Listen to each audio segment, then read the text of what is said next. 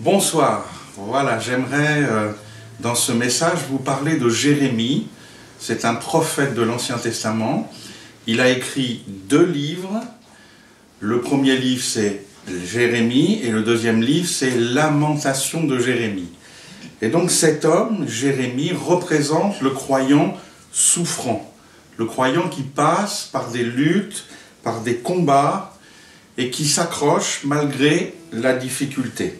Quand on examine sa vie, son parcours, on constate qu'il commence son ministère avec le règne de Josias, qui était un bon roi. Et là, pendant 18 années, il vit une vie agréable. Ses prophéties sont en harmonie avec le roi Josias, le peuple marche dans les voies du Seigneur, tout va bien. C'est 18 années bénies. Mais ensuite, après le roi Josias, vont se succéder 4 mauvais rois. Joachaz, Joachim, Joachim et Sédécias. Et là, Jérémie va passer par 23 années de douleur et de souffrance. Et on s'aperçoit que dans sa vie, il a eu plus de souffrance que de joie. Et donc, c'est le croyant souffrant. Il va, pendant des années, avertir le peuple en disant « Attention, il y a du danger, il y a du péché, il y a des idoles. Attention, le roi de Babylone vient et va vous emmener en captivité. » Mais malheureusement, personne ne l'écoute. Tout le monde le déteste et il devient le prophète de mauvais augure. Mais Dieu lui a dit, au début de son ministère, Dieu lui donne une parole extraordinaire et Dieu lui dit « Ils te feront la guerre, mais ils ne te vaincront pas, car je suis avec toi pour te délivrer. » Et donc, Jérémie représente le croyant souffrant, mais il représente aussi le croyant qui triomphe de l'épreuve. Et donc, au travers de sa vie, j'aimerais relever 4 dangers dans lesquels Jérémie est tombé, mais à chaque fois Dieu l'a relevé. 4 dangers de l'adversité. Le premier danger de l'adversité, c'est le désespoir. J'aimerais qu'on lise ensemble dans Jérémie, au chapitre 20 et au verset 14. Voilà ce que dit Jérémie. « Maudit soit le jour où je suis né, que le jour où ma mère m'a enfanté ne soit pas béni. Maudit soit l'homme qui porta cette nouvelle à mon père. Il t'est né un enfant mâle et qui le combla de joie. » Versets 17 et 18. « Que ne m'a-t-on fait mourir dans le sein de ma mère? Que ne m'a-t-elle servi de tombeau? Que n'est-elle restée éternellement enceinte? Pourquoi suis-je sorti du sein maternel pour voir la souffrance et la douleur et pour consumer mes jours dans la honte? » Dans ce texte, Jérémie nous révèle son désespoir. Il dit dans ce texte « Maudit soit le jour où je suis né. » Il dit même « Pourquoi ne suis-je pas mort dans le sein maternel ?» Il ajoute également « Pourquoi ma mère n'est-elle pas restée enceinte éternellement ?» Donc je vois Jérémie désespéré. Il dit clairement qu'il aurait souhaité rester dans le ventre de sa mère. Il dit clairement que cette vie terrestre l'épuise, le fatigue. Et clairement même, il maudit sa vie.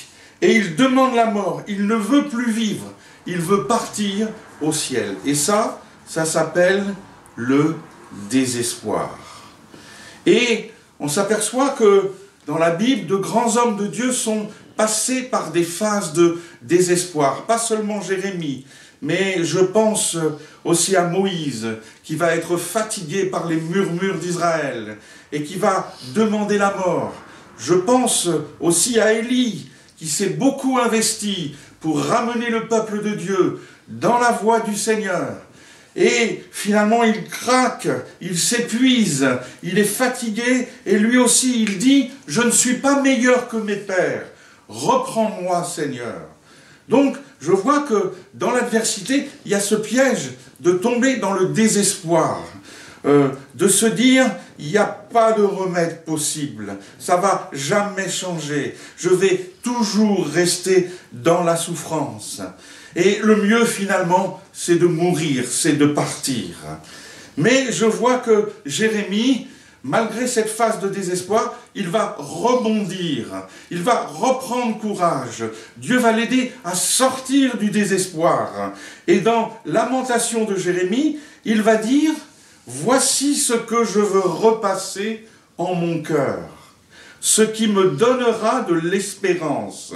Les bontés de l'Éternel ne sont pas épuisées, ses compassions ne sont pas à leur terme, c'est pourquoi je veux espérer en lui. » Voilà, Jérémie rebondit. Il a une phase terrible où il veut mourir, il veut partir au ciel, il veut que sa vie terrestre se termine.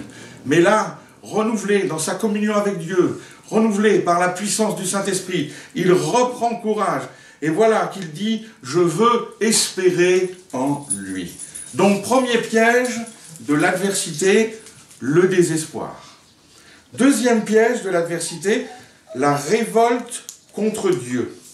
On pourrait lire dans Jérémie, chapitre 15, au verset 18. Jérémie 15, verset 18. « Pourquoi ma souffrance est-elle continuelle? Pourquoi ma plaie est-elle douloureuse et ne veut-elle pas se guérir? Serais-tu pour moi comme une source trompeuse, comme une eau dont on n'est pas sûr ?» Dans ce texte, je vois Jérémie qui a comme un mouvement de révolte contre Dieu. Il dit dans ce texte, « Serais-tu pour moi une source trompeuse, une eau dont on n'est pas sûr ?» Donc la version second traduit d'une manière un peu douce, d'une manière un peu allégée. Mais dans l'original, Jérémie dit clairement, « Dieu, tu es un trompeur. Dieu, tu n'es pas sûr. Dieu, tu n'es pas fiable. On ne peut pas vraiment compter sur toi. » Donc je vois qu'il y a de la colère, il y a de l'incompréhension, mais plus que de l'incompréhension, il y a de l'irritation contre Dieu. Et il s'en prend carrément à Dieu. Mais Dieu, dans sa bonté, va recevoir ces choses. Il est grand, il est tout-puissant, il n'est pas déstabilisé par nos mécontentements, par nos colères. Il nous aime. Et quelque part, Dieu va reprendre Jérémie avec amour. Et il va lui dire, dans la suite du passage que nous avons lu, il va lui dire, « Attention Jérémie, si tu sépares ce qui est précieux de ce qui est vil, tu seras comme ma bouche. » Et Dieu donc l'invite à faire attention à ses paroles.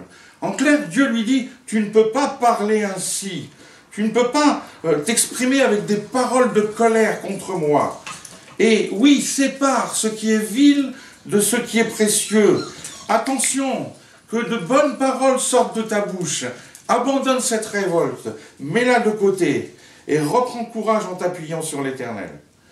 Je me souviens d'une jeune femme qui était atteinte d'une sclérose en plaques et j'avais un rendez-vous avec elle dans le bureau et elle m'a exprimé toute sa colère contre Dieu. Elle disait « Dieu n'est pas juste, Dieu n'est pas amour, Dieu n'est pas fiable, Dieu ne m'aime pas, Dieu ne me guérit pas, Dieu ne s'occupe pas de moi. » Elle était dans une situation terrible et elle se laissait aller à sa colère, à son amertume contre Dieu. Et je lui ai dit gentiment, avec douceur, tout en comprenant sa souffrance, je lui ai dit, tu sais, Dieu c'est ta meilleure chance. Et quelque part, te retourner contre ta meilleure chance, c'est une erreur. Compte sur lui, appuie-toi sur lui. Dans le temps, il agira, il te bénira. Voilà, c'était donc le deuxième danger de la révolte, de l'adversité, les pièges de l'adversité. J'en arrive au troisième piège. Maudire ceux qui nous font du mal. Lisons dans Jérémie, chapitre 18, au verset 19. Jérémie 18, verset 19. Écoute-moi, Éternel, et entends la voix de mes adversaires. Le mal sera-t-il rendu pour le bien, car ils ont creusé une fosse pour m'ôter la vie? Souviens-t'en, je me suis tenu devant toi, afin de parler en leur faveur et de détourner d'eux ta colère. C'est pourquoi livre leurs enfants à la famine, précipite-les par le glaive, que leurs femmes soient privées d'enfants et deviennent veuves, que leurs maris soient enlevés par la peste, que leurs jeunes gens soient frappés par l'épée dans le combat. Et verset 23, « Et toi, Éternel, tu connais tous leurs complots pour me faire mourir. Ne pardonne pas leur iniquité, n'efface pas leurs péchés devant toi, qu'ils soient renversés en ta présence. » Ici, Jérémie est fatigué. On le persécute, on parle négativement à son sujet, on le jette en prison, on le jette dans une citerne, et là, quelque part, il craque. Lui, il exprime la volonté de Dieu, il souhaite leur bonheur, il les avertit, il veut les conduire sur un chemin de prospérité, mais personne ne l'écoute. Et alors que tout le monde le persécute, tout d'un coup, il se fâche. Et il se met à maudire ceux qui lui font du mal. Et il dit dans ce texte des paroles très dures, des paroles très sévères. Il va les maudire avec grande intensité. Par exemple, il va dire « Livre leurs enfants à la famine, tue-les par le glaive, rends leurs femmes stériles, qu'elles deviennent veuves, que les hommes meurent de la peste, et que les jeunes gens soient frappés par l'épée. » Et plus grave encore, au verset 23, il dit « Ne pardonne pas leur iniquité, n'efface pas leur péché devant toi, qu'ils soient renversés en ta présence. » Donc Jérémie est dans un trop-plein de souffrance et d'injustice, et il se lâche littéralement, et il se met à les maudire d'une manière très très forte, au point même de dire « Ne pardonne pas leurs péchés ». En fait, il les maudit ouvertement. Et quelque part, la Bible nous montre que c'est un danger dans l'adversité de tomber dans la malédiction, se mettre à maudire ceux qui nous font du mal. Dans Romains 12, verset 14, la Bible dit « Bénissez et ne maudissez pas ». Alors il est vrai que quand on est victime d'injustice, quand on est rejeté, quand on nous critique, quand on nous fait du mal, eh bien on a tendance à vouloir rendre coup pour coup. Mais nous devons comprendre que ce n'est pas notre rôle de nous venger. Ce n'est pas notre rôle de rendre coup pour coup. C'est Dieu qui va nous venger. C'est Dieu qui, à un moment donné, va se lever et va rétablir la justice et va nous ramener dans notre bon droit. Donc il faut lui faire confiance. C'est ce que dit Jésus dans sa parole, dans Matthieu 5, il dit « Vous avez appris qu'il a été dit œil pour œil et dent pour dent, mais moi je vous dis de ne pas résister aux méchants. Si quelqu'un te frappe sur la joue droite, tends-lui aussi l'autre. Si quelqu'un veut plaider contre toi et prendre ta tunique, laisse-lui encore ton manteau. Si quelqu'un te force à faire 1 000, fais-en 2 avec lui. » Donc ici, Jésus nous invite à bénir, non pas à maudire. Bien sûr, il ne s'agit pas de s'exposer à la douleur, il faut savoir se protéger, il faut savoir garder ses distances avec le méchant. Mais quant à la vengeance, elle appartient à Dieu et non pas à nous. Et nous devons nous confier uniquement dans le Seigneur. J'en arrive à un 4e piège de l'adversité, c'est abandonner son service devant Dieu. Dans Jérémie 20, 7 à 9, on s'aperçoit que Jérémie, fatigué, va vouloir abandonner son service devant Dieu. Il déclare « Tu m'as persuadé, Éternel, et je me suis laissé persuader. Tu m'as saisi et tu m'as vaincu. Et je suis chaque jour un objet de raillerie. Tout le monde se moque de moi. car toutes les fois que je parle, il faut que je crie à la violence et à l'oppression. Et la parole de l'Éternel est pour moi un sujet d'opprobre et de risée chaque jour. Si je dis, je ne ferai plus mention de lui, je ne parlerai plus en son nom, il y a dans mon cœur comme un feu dévorant qui est renfermé dans mes os, je m'efforce de le contenir, mais je ne le puis. Ici, Jérémie dit clairement qu'il veut arrêter son service pour Dieu. Durant son ministère, il n'a cessé d'avertir le peuple de Dieu. Il n'a cessé de leur dire qu'une menace arrivait, que les Babyloniens allaient les conduire en captivité. Mais malheureusement, personne ne l'écoute. Et durant ces 23 années, personne ne l'écoute. Et donc, à un moment donné, il a le sentiment que son ministère est inutile. Tout ce qu'il peut dire de la part de Dieu, il ne l'écoute pas. Il parle dans le vent, il parle pour rien. C'est vraiment son sentiment. Alors il se dit, je vais cesser d'annoncer la parole de Dieu.